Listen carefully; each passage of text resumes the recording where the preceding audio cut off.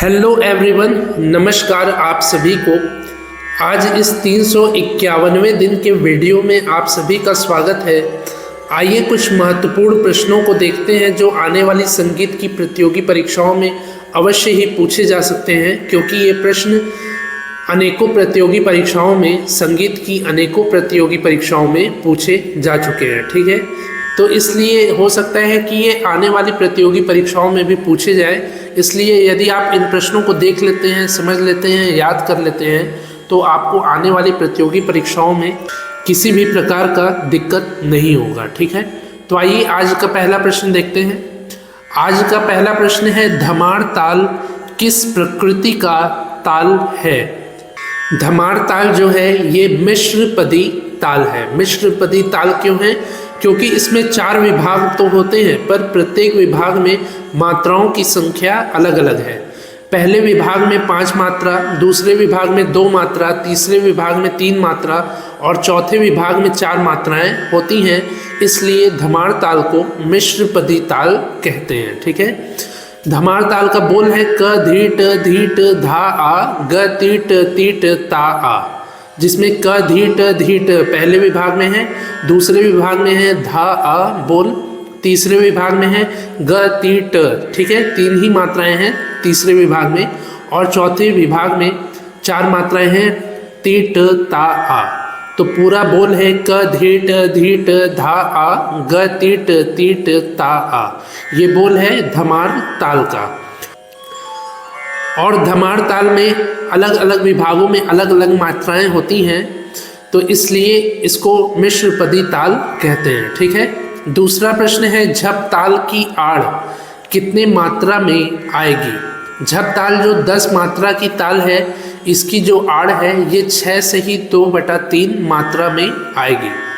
6 से ही 2/3 मात्रा में, यानी कि 6 मात्रा में आएगी ही, और 7वीं मात्रा के 2/3वें भाग में झप ताल की आड़ जो है वो आएगी। तीसरा प्रश्न है, झप ताल की आड़ किस मात्रा के बाद आरंभ होगी? झप ताल की आड़ आरंभ होगी 3 सही 1/3 मात्रा के बाद। 3 सही 1/3 मात्रा के बाद यदि आप झप ताल की आड़ को लिखना शुरू करेंगे तो वो 10वीं मात्रा तक में आ जाएगी। ठीक है, इसको चेक करने का सबसे अच्छा तरीका है कि जैसे मैंने 6 से ही 2/3 पिछले प्रश्न में बताया है कि 6 से ही 2/3 मात्रा में झप ताल की आड़ आएगी और प्रारंभ होगी 3 सही 1/3 मात्रा से। तो यदि आप 6 से ही 2/3 और 3 सही 1/3 को जोड़ेंगे तो 10 मात्रा आएगा। इससे यह प्रतीत होता है कि ये जो मैं अंक बता रहा हूँ ये सही है। ठीक है, तो झप ताल की आड़ कितने मात्रा में आएगी? 6 सही 2/3 मात्रा में आएगी और प्रारंभ होगी 3 सही 1/3 मात्रा के बाद। इसके बाद चौथा प्रश्न है, धमार ताल की मात्रा है। धमार ताल की मात्रा है 14 मात्रा। 14 मात्रा की मिश्रपदी ताल है धमार ताल, जिसके बोल है क धीट धीट धा आ ग तीट तीट ता आ। ठीक है, बार बार बताने का मेरा मकसद ये है कि आप इन तालों को भूलें नहीं, इसलिए मैं बार बार बता देता हूँ। और यदि आप बार बार जैसे सुनते रहेंगे तो आपका रिवाइज भी होता रहेगा, इसलिए मैं इन प्रश्नों को, इन तालों को बार बार बताता हूँ। तो धमार ताल का बोल है क धीट धीट धा आ ग तीट तीट ता आ। मिश्रपदी ताल है और 14 मात्रा की ताल है धमार ताल। इसके बाद 5वां प्रश्न है, 2-3-2-3 छंद है। तो 2-3-2-3 मात्राओं का छंद है झप ताल का। झप ताल में पहले विभाग में 2 मात्राएं, दूसरे विभाग में 3 मात्राएं, तीसरे विभाग में 2 मात्राएं और चौथे विभाग में 3 मात्राएं होती हैं। तो 2-3-2-3 छंद की ताल है झप ताल। ठीक है, झप ताल जो है 2-3-2-3 मात्राओं के छंद की ताल है। इसके बाद 6वां प्रश्न है, श्रुति के प्रकार हैं। श्रुति के प्रकार हैं 3। एक होता है महती श्रुति, दूसरा है उपमहती श्रुति और तीसरा है प्रमाण श्रुति। 3 तरह की श्रुतियाँ होती हैं, महती, उपमहती और प्रमाण। महती श्रुति, उपमहती श्रुति और प्रमाण श्रुति श्रुतियों के 3 प्रकार हैं। 7वां प्रश्न है श्रुतियों की संख्या है। श्रुतियों की संख्या होती है 22, ठीक है। 22 श्रुतियाँ होती हैं और 21 मूर्छनाएँ होती हैं। तो मूर्छनाओं की संख्या 21 है और श्रुतियों की संख्या 22 है। इसमें आप कंफ्यूज नहीं होइएगा। अनेकों जो बच्चे हैं वो इसमें कंफ्यूज हो जाते हैं कि श्रुतियों की संख्या 21 है या 22 है। तो श्रुतियों की संख्या जो है वो 22 है और मूर्छनाओं की संख्या 21 है, तीनों ग्राम से, ठीक है। षडज ग्राम में 7 मूर्छनाएं होती हैं, मध्यम में 7 और गंधार में 7 मूर्छनाएं होती हैं। तो तीनों को मिला देंगे तो 21 मूर्छनाएं आएंगी और श्रुतियों की संख्या है 22। 8वां प्रश्न है पद्म भूषण प्राप्त कलाकार हैं। पद्म भूषण से सम्मानित कलाकार हैं अल्लाह रखा खां जी। अल्लाह रखा खां जी जो तबला वादक हैं, इनको पद्म भूषण से सम्मानित किया गया है भारत सरकार के द्वारा। 9वां प्रश्न है पलुष्कर जी का जन्म हुआ था। विष्णु दिगंबर पलुष्कर जी का जन्म हुआ था 18 अगस्त 1872 में। 18 अगस्त 1872 में वेडी पलुष्कर जी का जन्म हुआ था। 10वां प्रश्न है तानसेन जी का जन्म हुआ था। तानसेन जी का जन्म हुआ था ग्वालियर से 7 मील की दूरी पर बेहट नामक ग्राम में। बेहट नाम का एक ग्राम है ग्वालियर से 7 मील की दूरी पर, वहाँ पर ही मियाँ तानसेन जी का जन्म हुआ था, ठीक है। इसके बाद 11वां प्रश्न है विष्णु दिगंबर पलुष्कर जी के गुरु हैं। विष्णु दिगंबर पलुष्कर जी के गुरु हैं बालकृष्ण बुआ ईचल करंजीकर जी।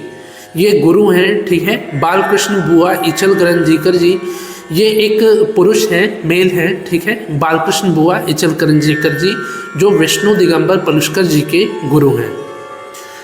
12वां प्रश्न है विष्णु दिगंबर पलुष्कर जी का घराना है। विष्णु दिगंबर पलुष्कर जी का घराना है ग्वालियर घराना। ग्वालियर घराने के हैं विष्णु दिगंबर पलुष्कर जी। 13वां प्रश्न है तानसेन जी के गुरु हैं। तानसेन जी के गुरु हैं स्वामी हरिदास जी। स्वामी हरिदास जी जो ध्रुपद गायक हैं, ये तानसेन जी के गुरु हैं।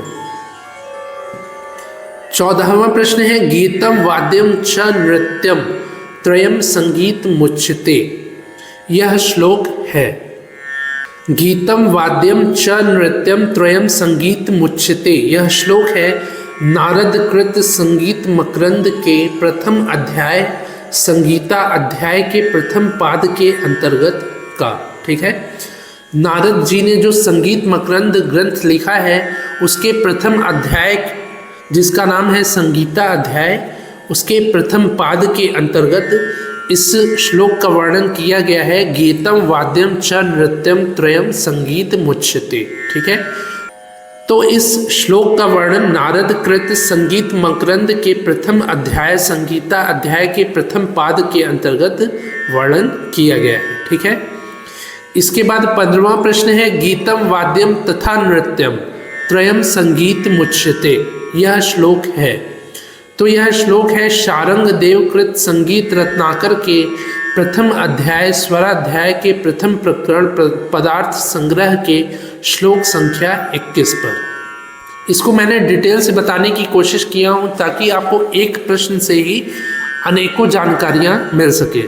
जैसे कि गीतम वाद्यम च नृत्यम, ये अलग श्लोक है जिसको नारद जी ने संगीत मकरंद में लिखा है, और गीतम वाद्यम तथा नृत्यम, ठीक है, तथा लग गया है जहाँ, तो इसको शारंग देव जी ने संगीत रत्नाकर में लिखा है। और शारंग देव जी ने संगीत रत्नाकर के प्रथम अध्याय जो है स्वराध्याय, इसके प्रथम प्रकरण पदार्थ संग्रह के श्लोक संख्या 21 पर गीतम वाद्यम तथा नृत्यम त्रयम संगीत मुच्यते श्लोक को लिखा है, ठीक है। इसके बाद 16वां प्रश्न है नाट्यशास्त्र ग्रंथ विकसित रूप है। नाट्यशास्त्र जो ग्रंथ है भरत मुनि जी के द्वारा लिखा गया, जिसको पंचम वेद की संज्ञा भी दी गई है, तो ये ग्रंथ विकसित रूप है नाट्य वेदम ग्रंथ का। नाट्य वेदम एक ग्रंथ है जो नाट्यशास्त्र से भी पहले लिखा गया था। उस ग्रंथ का विकसित रूप जो है ये नाट्यशास्त्र ग्रंथ है, ठीक है। इसके बाद 17वां प्रश्न है नाट्य वेदम ग्रंथ के लेखक हैं। नाट्य वेदम ग्रंथ के लेखक है स्वाति मुनि और तुम्बरु ऋषि। स्वाति मुनि जी और तुम्बरु ऋषि जी को नाट्य वेदम ग्रंथ का लेखक माना जाता है, कहा जाता है। ठीक है, और नाट्य वेदम जो ग्रंथ है इससे ही विकसित हुआ है नाट्य शास्त्र। 18वां प्रश्न है नाट्य शास्त्र ग्रंथ के लेखक हैं। नाट्य शास्त्र ग्रंथ के लेखक हैं भरत मुनि जी। भरत मुनि जी जो है ये नाट्य शास्त्र ग्रंथ के लेखक हैं।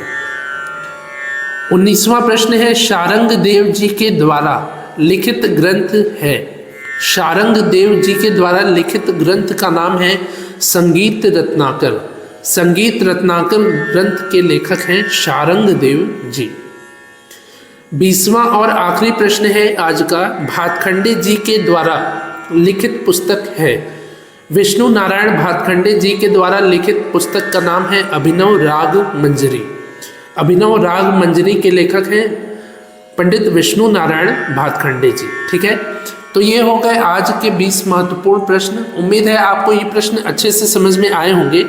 यदि समझ में आए हो तो आप इस वीडियो को लाइक शेयर ज़रूर करिए, और यदि आपने अभी तक आज से पहले की 350 वीडियोस को नहीं देखा है तो डिस्क्रिप्शन में दिए गए लिंक के माध्यम से आप उन सभी वीडियोस को एक बार ज़रूर देख लीजिए, जिससे कि आपके आने वाले प्रतियोगी परीक्षाओं की अच्छे से तैयारी हो पाए।